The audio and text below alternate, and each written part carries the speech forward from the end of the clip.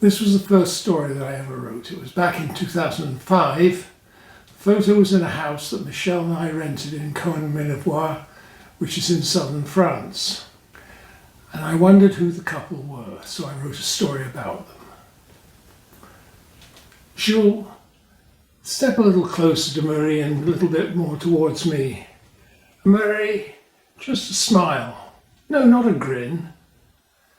You're supposed to be a serious-minded matron now.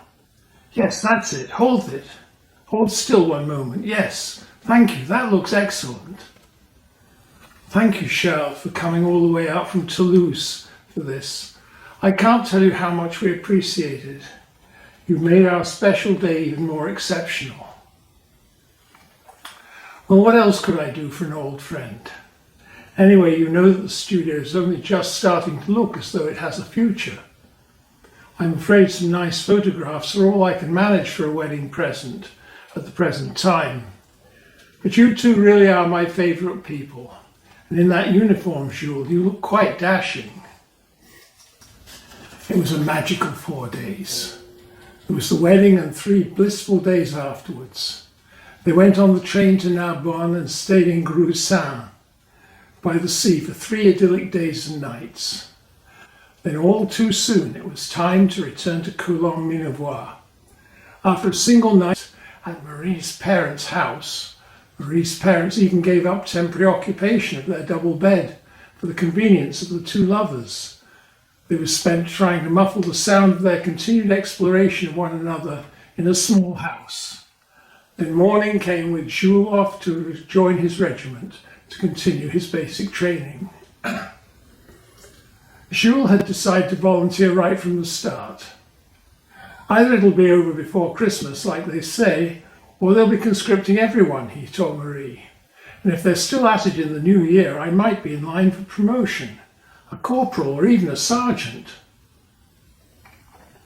It was an early morning start on the tramway train, which stopped in Cône-Minevois at 6:57 on its way to Carcassonne, where Jules was to connect with a train to Toulouse and the main barrack of the Département d'Aude. Only a few minutes later, the little tank engine puffed importantly into the station, trailing its 3 small wooden cars. The whistle blew, there was a whoosh of steam, and after a final clinning and tearful goodbye, "Keep safe, Jules, and come back soon," the moment was over. Jules leaned out of the window and Marie waved and waved as he became smaller and smaller until the little train disappeared around a bend. Then Marie walked back to her parents' home on Rue de l'Église, a married woman in name, but for all intents and purposes single again. They had agreed that Marie would continue to live with her parents.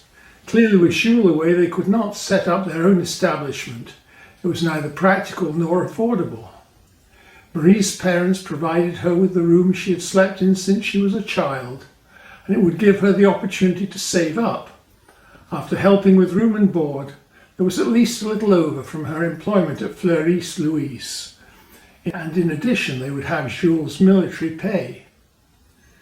Jules was meticulous in his letter writing.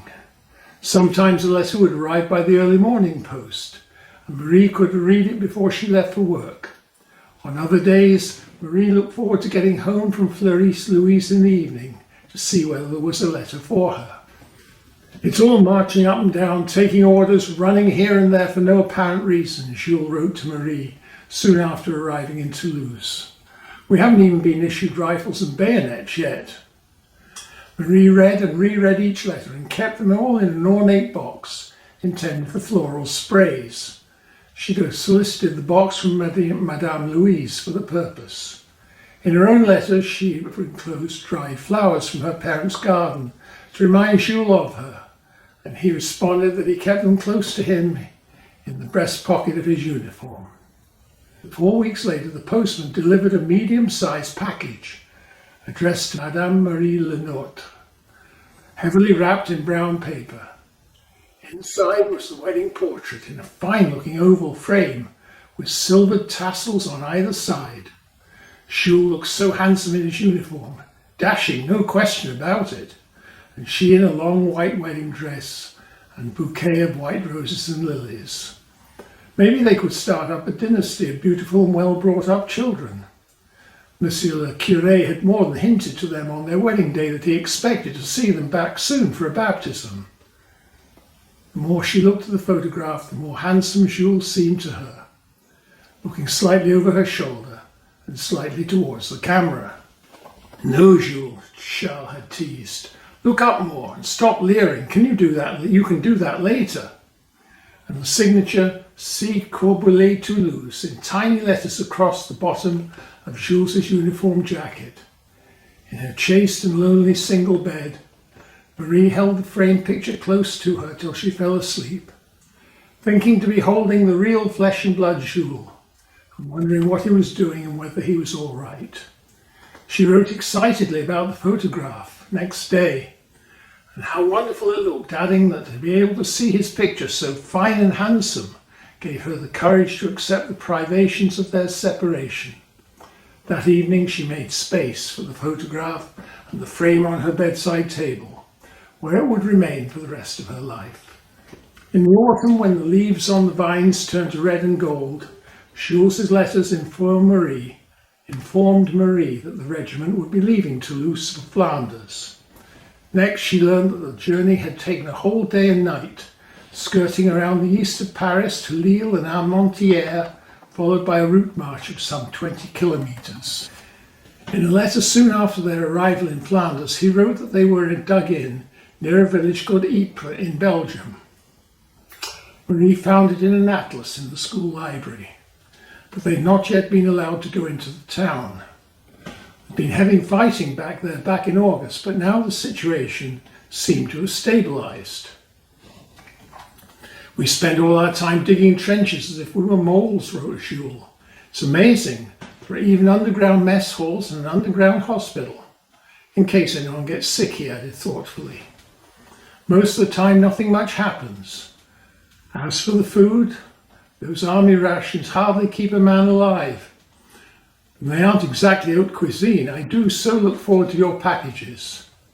Marie, like so many other French wives, contrived to send a steady supply of local delicacies to Jules, including homemade sausages and pies, in a day when even in wartime La Poste could be relied upon to deliver them before they spoiled. So the winter came and went, with the cold wind blowing down steadily from the northwest. Perhaps Marie's only regret was that Jules' leave and their honeymoon had coincided with just the end of her monthly courses, so there'd been no likelihood of making a baby, despite strenuous efforts in that direction. Maybe Jules would be granted another leave soon, and perhaps that would allow the deficiency to be remedied. Letters from Jules reported that his regiment was serving with a mixed group of soldiers, some French, some from the North African colonies, and even some Canadian and British divisions. Occasional glimpses of what life was like found their way into some of his letters, which had developed a less optimistic tone during their months of separation. The anguish of their separation, tedium of life in the trenches and the cold, poor food, the appalling cold weather, and even their harrowing experience of being under continual bombardment with the constant noise of explosions and sometimes even the fear. Now the buds were bursting on the vines, which had been pruned mainly by the older men and some of the women, with so many of the young farm hands already mobilised. Another letter brought the news that Jules had indeed got his promotion. He now sported a corporal's stripes and had been given the command of a platoon of 15 men. However, in a melancholy passage, he wrote, it means everything to me to know that I'm loved. They help me get through these awful days. Every day one or other of the men in my platoon seems to be suffering from cathar, meaning the blues. On April 29th, the day that she would always remember, the telegraph boy called early before Marie had left for Fleurus-Louise. He knocked on the door. When Marie opened it, he raised his postman's cap, handed her a letter in a buff-curled envelope, edged with black, and said, "Madame Lelotre, I'm so terribly sorry." Marie walked back into the kitchen, carefully opened the letter by slitting the envelope with a knife, just as she always did with Jules' letters. Inside she read the following: Dear Madame Le Nôtre, it's my solemn duty and with the greatest sadness, I must inform you that your husband, Corporal Jules Le Nôtre, was killed by enemy action on April 22nd, 1915. I'm proud to tell you that your husband died a brave man, a true patriot, who laid down his life for the defence of his country. His sacrifice was not in vain. Underneath was an indecipherable signature and the legend, Adjutant to General Henri Gabriel Putz. What the letter did not report, and whether Marie ever knew or chose to know, she never said, was the magnitude of the disaster that had occurred. At about 5 o'clock in the afternoon on Thursday, April 22nd, the German army had released over 160 tons of chlorine gas along a 4-mile line held by French, Moroccan and Algerian troops.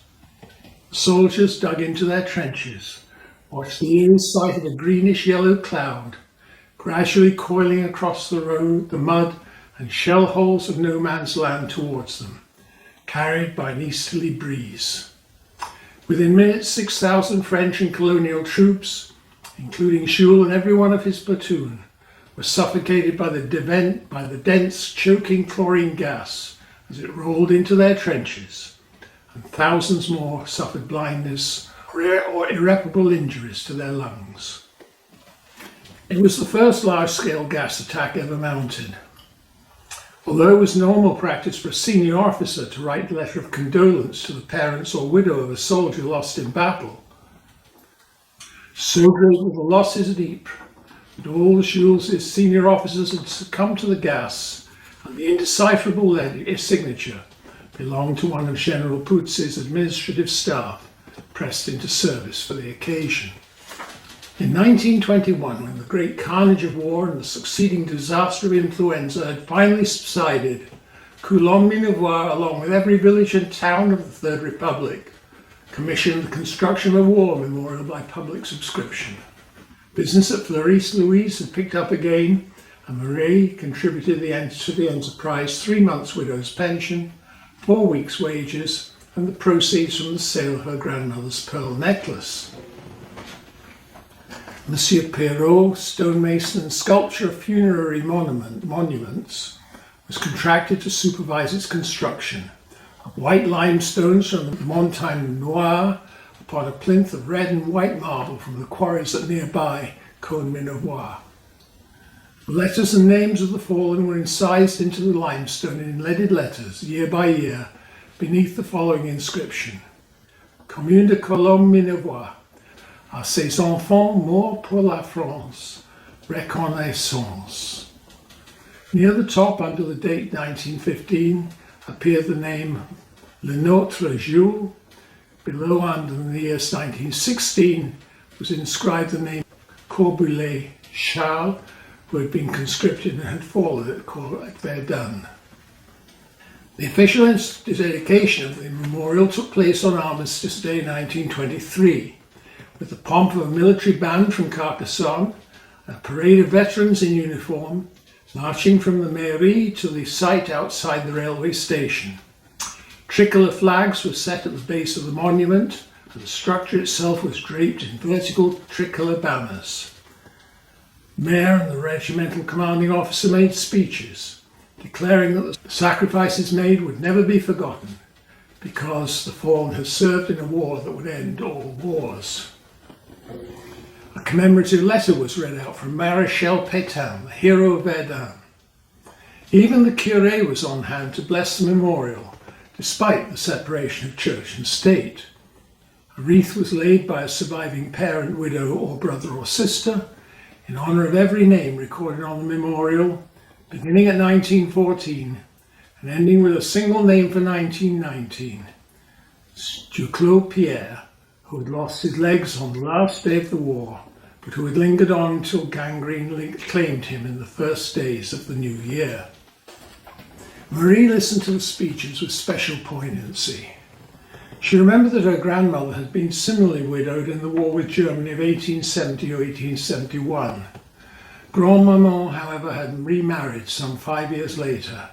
Her father had been the issue of that second union. That prospect seemed very remote for Marie, with the village of Coulon-Minevois having contributed the names of 27 of its young men out of a population of scarcely 1,600 to the War Memorial, and another 57 of all ages, men, women and children, to the Spanish flu. 45 years later, Madame Lenotre died at the age of 74, at the home she had inherited from her parents, and where in fact she'd lived all her life. The house had a Victorian feeling, the heavy wallpaper of her youth in the parlour, an air of genteel decay, its ancient plumbing and antique wood stove. It fell to her younger cousin Sophie to settle up Marie's affairs, modest though they were, for Sophie was Marie's nearest relative, and the only one who kept close to her in her long years of widowhood. The house and furnishings were sold, except that out of sentiment Sophie kept the wedding photograph and letters from Jules that still reposed in the ornate, though faded and well-worn box from the long-defunct Clarice Louise. Sophie herself lived to the ripe old age of 89. The decor of her house too was well out of fashion by the time the old lady died. Her sons and grandsons, now living in Bordeaux, simply brought in a dealer in estates to clear the contents and put the house up for sale. So I imagine that the photograph then wound up in some brocante, that's a junk shop, and was purchased by the person who owned the house that we rented.